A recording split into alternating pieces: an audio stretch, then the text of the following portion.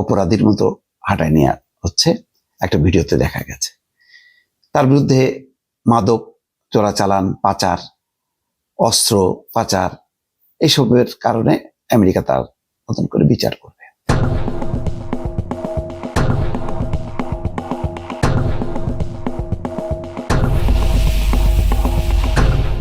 Donald Trump সাংবাদিকদের সামনে এসছেন, সাংবাদিকদের সামনে যে সেই বিজয়ের কথা বলছেন যে ক্ষমতা হস্তান্তর হওয়ার আগ পর্যন্ত ভেনেজুয়েলা চালাবে যুক্তরাষ্ট্র।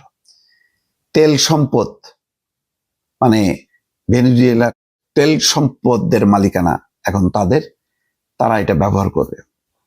আসলে লক্ষ্য হচ্ছে তেল, মানে ধারণা করা হয় মাটির অনেক গভীরে ভেনেজুয়েলায় বিপুল পরিমাণ তেল আছে, যেটা তোলার সক্ষমতা নেই ভেনেজুয়েলা।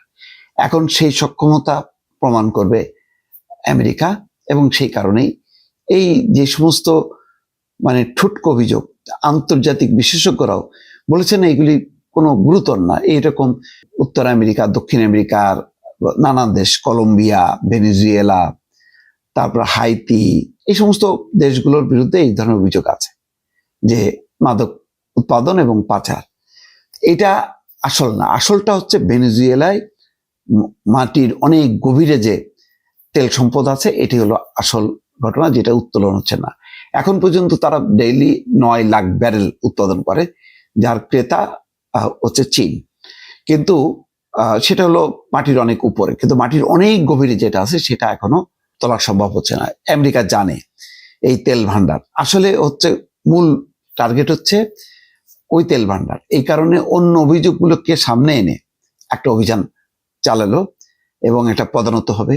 এবং দুঃখজনক হচ্ছে মাচোদো, তাকেও কিন্তু যখন বলা হয়েছে যে মানে সে কি ক্ষমতা আসবে, বললো যে না, সে ভালো মানুষ, কিন্তু তার সেই যোগ্যতা নেই, এত সহজ না, সেই সক্ষমতা নেই।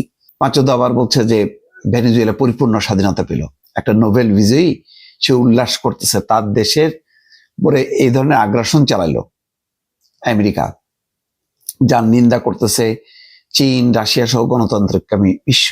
চীন রাশিয়া তো তাদের মনে করলো যে বাপরে বাপ, এটা তো আমেরিকার একটা ক্ষমতা দেখালো, সুতরাং তারা হয়তো ঈর্ষান্বিত হয়ে প্রতিবাদ করছে। কিন্তু ছোট ছোট দেশগুলোর জন্য তো এটা একটা আতঙ্কের ঘটনা ঘটে গেল। যাই হোক, এখন ভেনেজুয়েলার আদালত বলছে ভাইস প্রেসিডেন্ট যাতে পরবর্তী নির্দেশ না দেওয়া পর্যন্ত দেশ চালায়। আর ডোনাল্ড ট্রাম্প বলতেছে ক্ষমতা হস্তান্তর আগ পর্যন্ত তারা দেশটা চালাবে, তারা সেটা ঠিকঠাক করতেছে কাদেরকে দিয়ে চালাবে কিনা। মাচোদোকেও কিন্তু কথা বলছে না। তার মানে মাচোদো সে যদি প্রেসিডেন্ট হয়ে যায় তাহলে সে তার সক্ষমতা প্রমাণ করবে। এখন একটা পুতুল সরকার বসাতে চায় আমেরিকা, এবং বলতেছে আমেরিকা চালাবে, ভেনেজুয়েলা চালাবে হচ্ছে আমেরিকা। তার মানে এটা অনেকটা একদম একটা মানে কদর রাজ্য, মানে একটা পরাধীন রাজ্য, তার কিছু শাসক, তার কিছু তল্পিবাহক লোকজন দিয়ে সে চালানোর চেষ্টা করতেছে ট্রাম্প। এটি হচ্ছে উদ্দেশ্য। এই অবস্থাটা কোনো সাংবাদিক প্রশ্ন করলো না ট্রাম্পকে যে একটা স্বাধীন সার্বভৌম দেশের উপর এটা হস্তক্ষেপ কিনা, এটা সঠিক কিনা। এই সাহস নিয়ে প্রশ্ন করার কেউ নেই, কারণ ট্রাম্পকে সবাই ভয় পায়। যেই সাংবাদিক করবে, দেখা গেল ওই সাংবাদিক সহ ওই সংবাদ সংস্থার বিরুদ্ধে সে মামলা করে বসে আছে, বিশাল একটা জরিমানা করে বসলো যে তাকে অপমান করা হয়েছে।